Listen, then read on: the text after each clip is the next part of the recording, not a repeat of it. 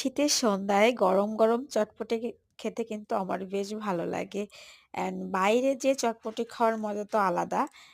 But আমি কিন্তু বাসায় অনেক ভালো করে চটপটি রান্না করতে পারি।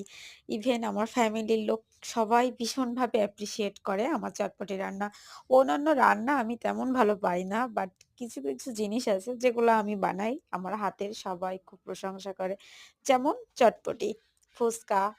ফুচকা ওইভাবে বানানো হয় না। চটপটি বানানো হয়, চিকেন ফ্রাই বানানো হয়, আদার যে ইয়াগুলো আছে সন্ধ্যা নাস্তা হিসেবে সে জিনিসগুলো আমি ভালো পারি। তো অনেকবার চটপটি বানিয়েছি অ্যান্ড আপনাদের সাথে শেয়ার করেছি। আজও বানাচ্ছি অ্যান্ড আপনাদের সাথে শেয়ার করলাম। এবং আপনারা কে, কে চটপটি বানাতে পারেন অবশ্যই আমাকে কমেন্টে জানাবেন। অ্যান্ড আপনারা কি, কি এড করেন? আমি যেমন চটপটে যেসব জিনিসগুলা এড করেছি সব আপনাদের সাথে শেয়ার করেছি।